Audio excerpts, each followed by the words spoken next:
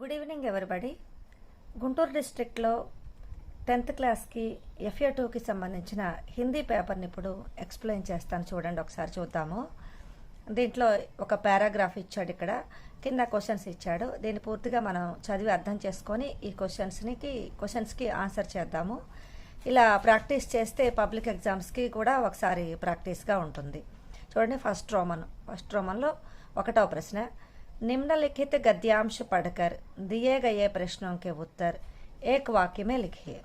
అంటే ఈ కింద ఇచ్చినటువంటి గద్యాంశాన్ని చదివి కింది ప్రశ్నలకి సమాధానాన్ని ఒక వాక్యంలో రాయమంటున్నాడు. అంటే మనం సమాధానము ఒక మాటలోనో రాయకూడదు, ఒక వాక్యంలో పూర్తిగా రాయాలన్నమాట. ముందు పారాగ్రాఫ్ చదివి అర్థం చేసుకుందాం. भारतीय स्वतंत्रता संग्राम में देश को एकता के सूत्र में बांधने के लिए एक भाषा की आवश्यकता हुई. అంటే భారతీయ స్వతంత్రతా సంగ్రామంలో అంటే స్వాతంత్ర్యోద్యమంలో దేశాన్ని ఏకతాకే సూత్రమే అంటే ఒక త్రాటి మీద బాంధనే కేలియే కట్టడానికి, ఒక త్రాటి మీద కట్టడానికి అందరినీ ఏక భాషకి ఆవశ్యకత హుయి, ఒక భాష యొక్క అవసరం ఏర్పడింది. అంటే ఒక భాష కావాల్సినటువంటి అవసరం ఇప్పటిది కాదనమాట. స్వాతంత్ర్యోద్యమం నాడే భారతీయులందరికీ ఒక భాష కావాలి అనేటువంటి కాన్సెప్ట్ ఏర్పడిందనమాట. యహ్ కామ్ హిందీ సే హీ సాధ్య హో సకా, ఈ పని హిందీ వలననే సాధ్యమైంది. చూడండి, ఇక్కడ పదాలన్నీ కూడా సాధ్య అంటే సాధ్యమైంది అని ఇలా తెలుగుకి దగ్గరగానే ఉంటాయి. కొంచెం సహనంతో జాగ్రత్తగా చదివితే అర్థమవుతుంది. आज हमें एक से अधिक భాషాయే సీఖనా జరూరీ హై. నేడు మనము ఒకటి కంటే ఎక్కువ భాషలు నేర్చుకొనుట అవసరం. జరూర్ అంటే అవసరం అన్నమాట. జిన్మే హిందీ और अंग्रेजी का स्थान महत्वपूर्ण है. వీటిలో హిందీ మరియు అంగ్రేజీ అంటే ఇంగ్లీష్ యొక్క స్థానాలు ముఖ్యమైనవి, ప్రముఖమైనవి. అంటే హిందీ ఇంగ్లీష్కి, మన దేశంలో అయితే హిందీ, ప్రపంచం మొత్తం మీద అయితే ఇంగ్లీష్కి ఎంతో అవసరం ఉన్నదన్నమాట. హిందీ సే హమ్ సారే భారత్ కి పహచాన్ అచ్చీ తరహ సే కర్ సక్తే హై. హిందీ కనుక మనం నేర్చుకుంటే, హిందీ వలన మనము సారే భారత్కి పహచాన్, భారతదేశం మొత్తాన్ని కూడా పహచాన్ అచ్చీ తరహ సే కర్ సక్తే హై, గుర్తించగలుగుతాం, బాగా గుర్తించగలుగుతాం. అంటే ఎక్కడెక్కడ అలవాట్లు ఎలా ఉన్నాయి, ఎలా జీవిస్తున్నారు, ఇవన్నీ తెలియాలంటే భాష తెలియాలి. హిందీ తెలిస్తే భారతదేశం మొత్తాన్ని కూడా మనం తెలుసుకోగలుగుతాము. భారత్ కే అలగ్ అలగ్ ప్రాంతం మే అలగ్ అలగ్ భాషాయే బోలీ జాతీ హై. భారతదేశంలో అలగ్ అలగ్ ప్రాంతం మే అంటే వేరు వేరు ప్రాంతాలలో వేరు వేరు భాషలు మాట్లాడబడుతున్నాయి. ఇది ఇక్కడ ఈ పారాగ్రాఫ్. ఇది మనకి అంతర్రాష్ట్రీయ స్థాయి పర్ హిందీ నుంచి ఇచ్చాడు. ఇది మీకు అందరికీ తెలుసు. దీన్ని ఇట్లా బాగా అర్థం చేసుకోవాలి. ఇది అర్థం కావాలంటే పాఠాన్ని చదివి ఒకసారి ఉంటే పాఠంలో నుంచి ఇస్తాడు కాబట్టి వెంటనే ఎక్కువ సమయం వృధా కాకుండా వెంటనే మనం కనుక్కోగలుగుతాం. ఇప్పుడు ప్రశ్నలు చూద్దాం. 1వది, భారత్కో ఏకతాకే సూత్రమే కిస్నే బాంధా హై. భారతదేశాన్ని ఒక త్రాటి మీద కట్టింది ఎవరు, కిస్నే ఎవరు, ఇది అర్థం చేసుకోవాలి. అంతేకాని ఈ మొదటి ప్రశ్నకి సమాధానంగా ఈ మొదటి లైను రాస్తే ఇక్కడ సూత్రమే బాంధనే అని ఉన్నది కదా అని చెప్పి అది రాస్తే ఆ సమాధానం తప్పు అవుతుంది. ఎవరు ఒక త్రాటి మీద కట్టారు అంటే మనం ఇప్పుడు సమాధానం హిందీ అని మనకు తెలియాలంటే తెలుగులో ముందు ఈ ప్రశ్నకి మనకి అర్థం తెలియాలి, హిందీ. కాబట్టి కిస్నే అనేటువంటి ప్లేస్లో హిందీ రాసి ఈ వాక్యం మొత్తాన్ని మరలా రాస్తే దీనికి సమాధానం 1 మార్కు ఖచ్చితంగా మీకు వస్తుంది. భారత్కో ఏకతాకే సూత్రమే హిందీ ఏకతాకే సూత్రమే హిందీనే బాంధా హై. ఈ కిస్ అనేటువంటి దాన్ని తీసేసి హిందీ పెట్టాలన్నమాట. ఇప్పుడు 2వ ప్రశ్న చూద్దాం. హమే కితనీ భాషాయం సీఖనా జరూరీ హై. మనం ఎన్ని భాషలు నేర్చుకోవటము అవసరము, ఎన్ని భాషలు నేర్చుకోవటం. చూడండి, ఇక్కడే ఉంది కదా అది. హమే ఏక్ సే అధిక్ భాషాయే సీఖనా జరూరీ హై. ఇదిగో చూడండి, ఆజ్ హమే ఏక్ సే అధిక్ భాషాయే సీఖనా జరూరీ హై. ఒకటి కంటే ఎక్కువ భాషలు నేర్చుకోవటము అవసరం. ఇది కూడా ఇలాగే కితనీ దగ్గర ఏక్సే అధికం రాసి మిగతా వాక్యం మొత్తం రాసుకోవాలి. ఈ క్వశ్చన్ మార్క్ తీసేసి ఫుల్ స్టాప్ అంటే హిందీలో నిలువు గీత పెడితే సరిపోతుంది. ఇవి ఇలా జాగ్రత్తగా అర్థం చేసుకుంటే ఈజీగా 5కి 5 మార్కులు తెచ్చుకోవచ్చు. చూడండి, తర్వాత 3వ ప్రశ్న, भारतीय स्वतंत्रता संग्राम में कितनी భాషాओं की ఆవశ్యకత हुई ఎన్ని భాషలు అవసరమైనవి ఇది కూడా మీకు పారాగ్రాఫ్లోనే ఉంది. ఎన్ని భాషలు అవసరమైన ఏక్ భాషాకి ఆవశ్యకత हुई చూసారా ఇక్కడ ఏకతా కే సూత్ర మే బాంధనే కే లియే ఏక్ భాషాకి ఆవశ్యకత हुई. ఈ భారతీయులందరినీ రకరకాల భాషలు మాట్లాడే భారతీయులందరినీ ఒక త్రాటి మీదకి తీసుకురావటానికి ఒక భాష అవసరం ఏర్పడింది. అదే హిందీగా ఎన్నుకున్నారనమాట. ఇది దీనికి కితనీ తీసేసి ఏక్ భాష అని రాసి మిగతాది మొత్తం కూడా అదే విధంగా రాసి ఫుల్ స్టాప్ పెడితే సరిపోతుంది ఈ క్వశ్చన్ మార్క్ ప్లేస్లో. తర్వాత 4వ ప్రశ్న చూద్దాం. అలాగే అలగ్ అలగ్ భాషాయేం కహా బోలీ జాతీ హై. కహా అంటే ఎక్కడ. ఈ క్వశ్చన్ మార్కులకి అర్థం తెలుసుకోవాలి. కితనీ ఎన్ని, కహా ఎక్కడ, అలాగే కిస్నే ఎవరు. వేరు వేరు భాషలు ఎక్కడ మాట్లాడబడుతున్నాయి అది కూడా మీకు ఇచ్చాడు. భారత్ కే అలగ్ అలగ్ ప్రాంతం మే అలగ్ అలగ్ భాషాయం బోలీ జాతీ హై. ఇక్కడ ఉంది కదా, మీరు కూడా ఇలాగే ఇక్కడ భారత్కే అలగ్ అలగ్ ప్రాంతం మే అని కహా ప్లేస్లో రాసేసి మిగతాదంతా అదే విధంగా రాస్తే సరిపోతుంది. ఇప్పుడు 5వ ప్రశ్న మీరు పాఠం పేరు రాయాలి. అనుచ్ఛేద్ కిస్ పాఠ్ సే దియా గయా హై. అనుచ్ఛేద్ అంటే పారాగ్రాఫ్. ఈ పారాగ్రాఫ్ ఏ పాఠం నుంచి ఇవ్వబడింది. అంతర్రాష్ట్రీయ స్థర్ పర్ హిందీ. ఇది మీరు ఖచ్చితంగా తప్పులు లేకుండా రాయగలగాలి. కాబట్టి పాఠాల పేర్లన్నీ కూడా తప్పులు లేకుండా రాయడం నేర్చుకోవాలి. ఇంతకుముందు వీడియోలో చెప్పాను కదా, నేను మీకు లాంగ్వేజ్ అనేది తప్పులు లేకుండా రాయటానికి ఇంపార్టెన్స్ ఉంటుంది. దానివల్లనే ఫుల్ మార్క్స్ పడటం అనేది ఆధారపడి ఉంటుంది. కాబట్టి పాఠాల పేర్లు నేర్చుకుంటే ఈ ఒక ప్రశ్న అనేది దానికి సంబంధించి ఇస్తున్నాడు కాబట్టి ఈజీగా ఆ 1 మార్కును మనం సంపాదించుకోవచ్చు. ఇప్పుడు 1వ రోమన్లోనే ఈ 2వ ప్రశ్న చూద్దాం. निम्नलिखित पद्यांश पढ़कर दिए गए प्रश्नों के उत्तर विकल्पों में से चुनकर लिखिए. ఇది ఇంకా చాలా సులభంగా ఉంది.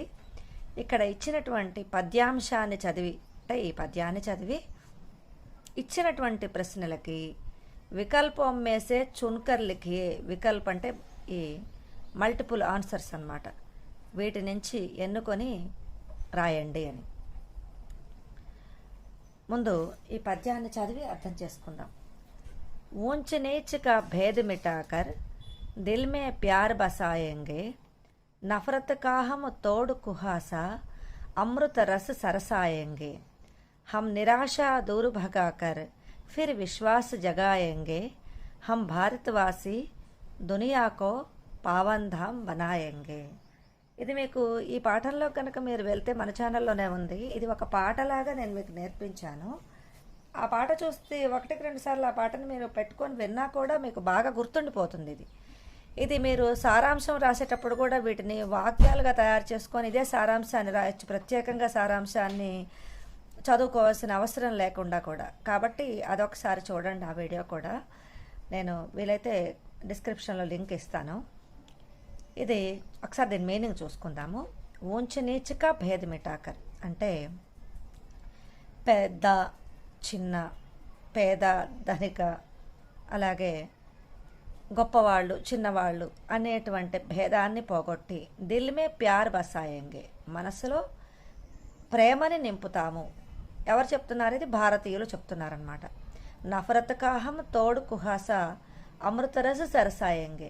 నఫరత్ అంటే ద్వేషము అనేటువంటి పొగమంచును పోగొట్టి అమృత రసాన్ని మేము ప్రవహింపచేస్తాము, అమృత రసాన్ని నింపుతాము. హం నిరాశా దూర్ భగాకర్ ఫిర్ విశ్వాస్ జగాయంగే. నిరాశని దూరంగా తరిమికొట్టి, భగానా అంటే తరమటం, పారిపోవటము అనే అర్థం ఉంటుంది. హం నిరాశా దూర్ భగాకర్, నిరాశని దూరంగా పోగొట్టి, దూరంగా తరిమికొట్టి, ఫిర్ విశ్వాస్ జగాయంగే, విశ్వాసాన్ని మేము మేల్కొల్పుతాము. హం భారతవాసి దునియాకో పావన్ధామ్ బనాయంగే, మేము భారతీయులము ప్రపంచాన్ని పావనధామం చేస్తాము. ఇలాంటివి మనకి 4 పోయమ్స్ దాకా ఇచ్చాడు అక్కడ. వాటి మీనింగ్ అంతా కూడా ఒకసారి ఆ పాఠం వింటే మీకు అర్థమవుతుంది. ఆల్రెడీ ఒకసారి చదివిన వాళ్ళకి ఈజీగానే దీన్ని అర్థం చేసుకొని పెట్టొచ్చు. ఇక్కడ పైగా మల్టిపుల్ చాయిస్ ఇచ్చాడు కాబట్టి చాలా ఈజీగా ఉంటుంది. చూడండి ఒకసారి. హమే కిస్కా భేద్ మిటానా హై, ఊంచ్ నీచ్గా భేద్ మిటాకర్, ఇక్కడ తెలుస్తుంది కదా మనకి. కాబట్టి ఊంచ్ నీచ్ అనేది బిలో ఇచ్చాడు కాబట్టి బి అనేది ఆన్సరు. మీరు ఆన్సర్ ఇక్కడ బ్రాకెట్లో బి అని రాస్తే సరిపోతుంది. అంతేకాని మరలా ఈ పదం మొత్తం రాయాల్సినటువంటి అవసరం లేదు. తర్వాత హమ్ కిస్కా కుహాసా తోడ్నా హై, ఏ పొగమంచుని మనము పోగొట్టాలి, విడగొట్టాలి. నఫరత్ కా హమ్ తోడ్ కుహాసా, నఫరత్ ద్వేషం అనేటువంటి పొగమంచుని, నఫరత్ ఇక్కడ చూసారా డీలో ఉంది కాబట్టి దీనికి ఆన్సర్ డి అన్నమాట. అలాగే మూడోది, భారతవాసి దునియాకో క్యా బనానా చాహతే హై, ఈ ప్రపంచాన్ని ఏం చేయాలనుకుంటున్నారు భారతీయులు. హమ్ భారతవాసి దునియాకో పావన్ ధామ్ బనాయేంగే ఉన్నది కదా. పావన్ ధామ్, పావన్ ధామ్ అంటే పవిత్ర మార్గము, పవిత్ర భూమి అని అనమాట. ఈ పవిత్రంగా చేయాలనుకుంటున్నాము అని. ఏ అనేది దీనికి ఆన్సర్ ఏలో ఇచ్చాడు కాబట్టి. అలాగే ఇప్పుడు ఐదోది కూడా చూద్దాం. ఇప్పుడు ఐదోది చూడండి. ఇలాగే భారతవాసి నిరాశ భగాకర్ కిసే జగాయేంగే, నిరాశను పోగొట్టి దేనిని మేల్కొల్పుతారు. అవిశ్వాస్, నఫరత్, ప్రేమ్, విశ్వాస్. హమ్ నిరాశ దూర్ భగాకర్ ఫిర్ విశ్వాస్ జగాయేంగే, చూసారా విశ్వాస్. డి అనేది దీనికి ఆన్సర్. ఇది చాలా సులభంగా ఈ 5 మార్కులు కూడా తెచ్చుకోవచ్చు.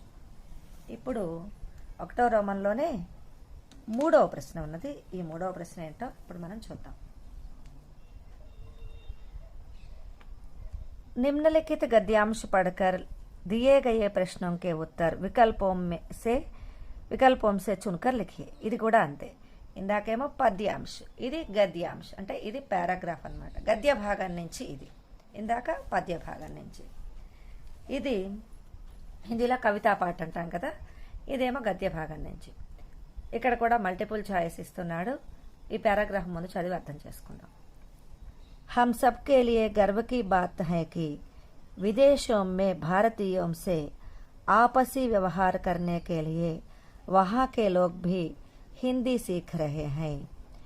हम सबके लिए गर्व की बात है कि అంటే మనందరము గర్వపడాల్సినటువంటి మాట ఏంటంటే విదేశం మే భారతీయోం సే ఆపసి వ్యవహార్ కర్నే కే లియే, విదేశాలలో నివసిస్తున్నటువంటి భారతీయులతోటి ఆపసి వ్యవహారం, పరస్పర వ్యవహారం జరపడం కోసం, అంటే పరస్పరము మాట్లాడడం కోసము వహాకే లోగ్ భీ హిందీ సీఖ్ రహే హై, అక్కడి ప్రజలు కూడా హిందీ నేర్చుకుంటున్నారు.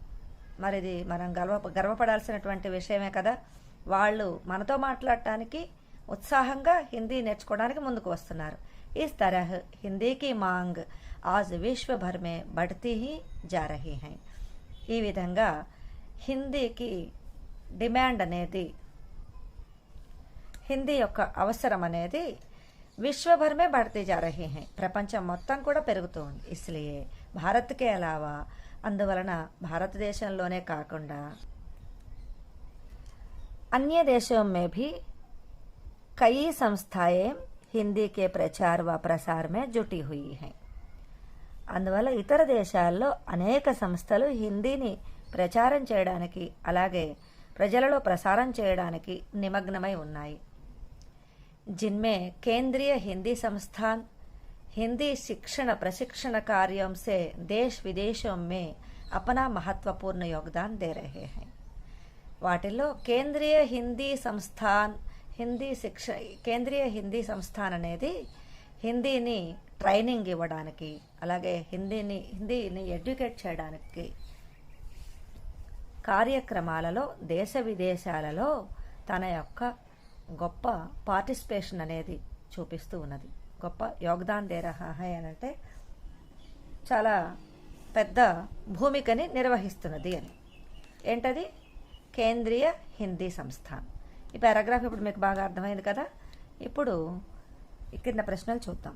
భారతీయోం సే ఆపసీ వ్యవహార్ కే లియే కౌన్ హిందీ సీఖ్ రహే హై, భారతీయులతోటి పరస్పర వ్యవహారం జరపటానికి ఎవరు హిందీ నేర్చుకుంటున్నారు? ముందు తెలుగులో అర్థమైతే మనం ఈజీగా పెట్టేస్తాం. స్వదేశీయుల, విదేశీయుల, భారతీయుల, సబ్ అందరూనా? విదేశీయులు. మన పారాగ్రాఫ్లో ఏదైతే వచ్చిందో అదే మనం పెట్టాలి, మనం సొంతంగా రాయకూడదు ఇవి. బి, కాబట్టి దీనికి ఆన్సర్ బి.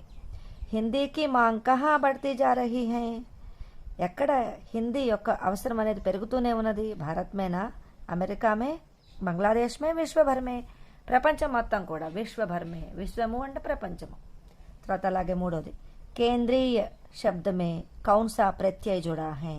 కేంద్రీయ అనేటువంటి పదంలో ప్రత్యయ ఏంటి అంటున్నాడు. ప్రత్యయ అంటే చివరలో ఒక పదంలో చివరలో కలిసినటువంటి ఒకటి లేక రెండు అక్షరాలు.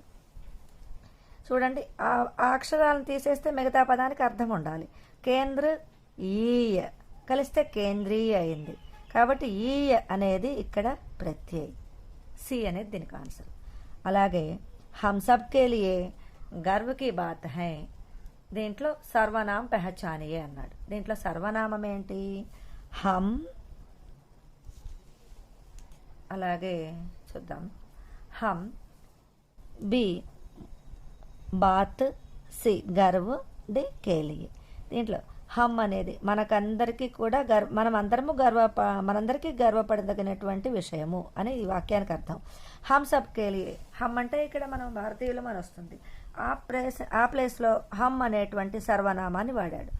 కాబట్టి హమ్ అనేది సర్వనామం ఇక్కడ. కాబట్టి దీనికి ఏ అనేది ఆన్సర్. మన ఛానల్లో హిందీ వ్యాకరణకి సంబంధించి కూడా కొన్ని వీడియోస్ ఉన్నాయి. అవి కూడా మీరు ఒకసారి చూడండి. దానికి కూడా డిస్క్రిప్షన్లో లింక్ ఇస్తాను. అవి చూస్తే మీకు ఈ సర్వనామం గురించి కూడా ఉన్నది, ఒకసారి చూడండి.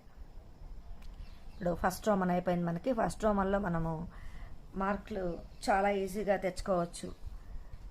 ఎందుకనంటే అన్నీ కూడా పద్యం ఇచ్చి క్వశ్చన్స్ ఇవ్వడము, అలాగే పారాగ్రాఫ్ ఇచ్చి క్వశ్చన్స్, కాబట్టి చాలా ఈజీగా ఉంది. ఇప్పుడు చూడండి, సెకండ్ రోమన్ చూద్దాం. నిమ్నలిఖిత్ ప్రశ్నోం కే ఉత్తర్ 3-4 పంక్తియోं में लिखिए. 3 లేక 4 వాక్యాల్లో రాయమంటున్నాడు. ఇవి మాత్రం మీరు మీకున్న సిలబస్లో నుంచి చదువుకొని మాత్రమే రాయగలుగుతారు. దీనికి 3 రెళ్ళు 6 మార్కులు అనమాట. ఒకటో ప్రశ్న చూడండి, దునియాకో పావన్ధామ్ బనానే కే లియే హమ్ క్యా క్యా కర్ సక్తే హై? ఈ ప్రపంచాన్ని పావన్ధామ్గా మార్చడానికి మనం ఏమి చేయగలుగుతాము? ఇది మీకు పాఠంలో వచ్చిన ప్రశ్న. రెండవది, హిందీ దేశ్ కో జోడ్నే వాలీ కడీ హై, కైసే బతాయియే? హిందీ దేశాన్ని కలిపి ఉంచేటువంటి ఒక గొలుసు, కాబట్టి దాన్ని ఎలా చెప్పండి అంటున్నాడు. ఇది కూడా మీకు పాఠంలో వచ్చింది. మీరాకి భక్తి భావన కైసీ హై లిఖియే? మీరాబాయి యొక్క భక్తి భావన ఎలాంటిది రాయండి. ఇవి ఒక 4-5 వాక్యాల్లో రాస్తే మీకు 2 మార్కులు పూర్తిగా వస్తాయన్నమాట. దీనికి కూడా మీకు అక్కడ కవి పేరు కనుక ఉంటే కవి పేరు రాసి అప్పుడు ఆన్సర్ రాసుకుంటే మీకు ఇంకా బాగా ఖచ్చితంగా ఫుల్ మార్క్స్ వచ్చేటువంటి అవకాశం ఉంటుంది. తర్వాత మూడో ప్రశ్న, మూడవ రోమన్. నిమ్నలిఖిత్ ప్రశ్నోం కే ఉత్తర్ నిర్దేశ్ కే అనుసార్ లిఖియే? ఇక్కడ ఇచ్చిన ప్రకారం రాయండి ఈ ప్రశ్నలకి. ఒకటో ప్రశ్న, నది కల్ కల్ బహతీ హై, క్రియా విశేషణ శబ్ద పహచాన్ కర్ లిఖియే? ఈ వాక్యంలో క్రియా విశేషణ ఏంటి? క్రియ ఏంటి అసలు దీంట్లో? ఈ వాక్యానికి అర్థం ఏంటి? నది కలకలారావం చేస్తూ బహతీ హై ప్రవహిస్తుంది. కల్కల్ అంటే నీరు ప్రవహించేటప్పుడు వచ్చేటువంటి శబ్దం అన్నమాట. బహతి అంటే ప్రవహించటం. ప్రవహించటము అనేది క్రియ. ఇక్కడ ఈ క్రియ యొక్క విశేషణం ఎలా ప్రవహిస్తున్నది అంటే కలకలారావాలు చేస్తూ, అంటే కలకలమని అని ప్రవహిస్తోంది. కాబట్టి ఈ కల్కల్ అనేది ఇక్కడ క్రియా విశేషణము. ఇది రాయాలన్నమాట మీరు. కల్కల్ అని దీనికి రాస్తే సరిపోతుంది జవాబు. రెండవది, మాలామే మోతీ సుందర్ హై, వచన్ బదల్కర్ వాక్య ఫిర్సే లిఖియే? వచనాన్ని మార్చి వాక్యాన్ని పూర్తిగా మరల రాయమంటున్నాడు. అంతేగాని మోతీ కింద అండర్లైన్ చేశాడు ఇక్కడ. మోతీ అనేది అండర్లైన్ చేశాడు కాబట్టి ఈ అండర్లైన్ చేసిన పదానికి బహువచనం రాస్తే సరిపోదు. వచనం మార్చడం అంటే ఏకవచనంలో ఉంటే బహువచనంలో ఉంటే ఏకవచనంలోకి అని మనం అర్థం చేసుకోవాలి. అంతేగాని ఒకే రకంగా ఉండదు ఎప్పుడు. ఇప్పుడు మాల అంటే దండలో మోతీ సుందర హై, ముత్యము అందంగా ఉన్నది. ఇది ఏకవచనంలో ఉన్నది ఈ వాక్యం అని మనకు ఎలా తెలుస్తుందంటే ఈ హైకి చుక్క లేదు కాబట్టి ఇది ఏకవచనంలో ఉంది ఈ వాక్యం. మోతీకి అండర్లైన్ చేస్తాడు. దీన్ని బహువచనంలోకి మార్చాలి. బహువచనంలోకి మార్చాలంటే ఇవి మనం కొన్ని ప్రాక్టీస్ చేసి ఉండాలి. అన్నిటికీ ఒకే రకంగా రాదు. కొన్ని పదాలు మనం ఖచ్చితంగా చదువుకొని ఉండాలి. మాలామే మోతీకి బహువచనం కూడా మోతీనే, మోతియా అని రాదు. కాబట్టి మాలామే మోతి, ఇది యాస్టీజ్కి ఇలాగే రాసుకోవాలి. సుందర్ రాసి హైకి పైన ఇక్కడ ఇలా చుక్క పెడితే సరిపోతుంది. చూడండి, ఇక్కడ నేను రాశాను మాలామే మోతి సుందర్ హై. ఇలా హై పక్కన చుక్క ఉంటుంది కదా, ఈ చుక్క ఉంటే బహువచనం అని అర్థం చేసుకోవాలి. చుక్క లేకపోతే ఏకవచనం. ఇప్పుడు మూడో ప్రశ్న చూద్దాం. 1498 అక్షరోమే లిఖియే. ఈ ప్రశ్న ఖచ్చితంగా ఇస్తున్నాడు కాబట్టి మనము ఖచ్చితంగా ఈ నెంబర్స్ అనేవి ప్రాక్టీస్ చేయాలి. ఈ నెంబర్ ఏదైనా వేయొచ్చు. 100 వరకు నేర్చుకుంటే ఏ నెంబర్ అయినా వేయొచ్చు. 1498 కదా, మనకి 100 వరకు వచ్చు. 1400, 100 అంటే సౌ, 14 అంటే 14, 14 సౌ, 1400 అంతవరకు అయిపోయింది. ఇప్పుడు 98, 98 అంటే 98. మనం 100 వరకు నేర్చుకుంటే ఇది వస్తుంది. 14 సౌ 98 అని రాస్తే సరిపోతుంది. కాబట్టి 100 వరకు నెంబర్లు నేర్చుకోండి. తర్వాత నాలుగోది కృష్ణ ఘర్ లౌట్తే హై. కృష్ణ ఇంటికి వెళుతున్నారు. వాక్యకు భవిష్యత్ కాలమే బదలకర్ లిఖే. ఈ వాక్యాన్ని భవిష్యత్ కాలంలోకి మార్చండి. అసలు ఇది ఏ కాలంలో ఉంది? హై ఉన్నది కాబట్టి ఇది వర్తమాన కాలంలో ఉంది. హై ఉంటే వర్తమాన కాలం. ఇది మనం జాగ్రత్తగా గుర్తుపెట్టుకోవాలి. కొన్ని కాలాలకి కొన్ని బండ గుర్తులు ఉంటాయి. దాని మీద కూడా నేను ఒక వీడియో చేసి ఖచ్చితంగా పెడతాను. కాలాలని ఈజీగా గుర్తించేటట్లుగా మీకు ఈజీగా అర్థమవుతుంది. కృష్ణ ఘర్ లౌట్తే హై, ఇక్కడ గౌరవ సూచకం అనమాట. కృష్ణ ఇంటికి వెళ్తూ ఉన్నారనమాట. ఇది వర్తమాన కాలం. దీన్ని ఏమంటున్నాడు? భవిష్యత్తు కాలంలో రాయమంటున్నాడు. వెళ్తాడు అని రాయొచ్చు మనం. కృష్ణ ఘర్ లౌటేగా, కృష్ణ ఇంటికి వెళతాడు అని చెప్పి ఇక్కడ అర్థం అనమాట. ఇది లౌటేగా. బహువచనం అయితే లౌటేంగే అంటాం. ఏకవచనం అయితే లౌటే. కృష్ణ అనేది ఇక్కడ ఒక్కళ్ళే కాబట్టి కృష్ణ ఘర్ లౌటేగా అని రాస్తే ఇది భవిష్యత్ కాలం. ఇదనమాట ఇక్కడ FA2లో ఇచ్చినటువంటి పేపరు. ఇది అన్ని జిల్లాలకి ఒకే రకంగా ఉండదు. బ్లూ ప్రింట్ మాత్రం ఒకే రకంగా ఉంటుంది. అంటే పారాగ్రాఫ్ ఇచ్చి క్వశ్చన్స్ అడగటము, అలాగే ఈ పాఠాల్లో నుంచి ప్రశ్నలు ఇవ్వడము, తర్వాత ఒక కవిత ఇచ్చి దానికి క్వశ్చన్స్ అడగటము, తర్వాత ఈ గ్రామర్కి సంబంధించి వ్యాకరణకి సంబంధించినటువంటి ప్రశ్నలు కొన్ని అడగటము, ఇలాంటి బ్లూ ప్రింట్ మాత్రం ఒకటే ఉంటుంది. కానీ ఇవే ప్రశ్నలు అడుగుతాడు ప్రతి జిల్లాలో అనేం లేదు.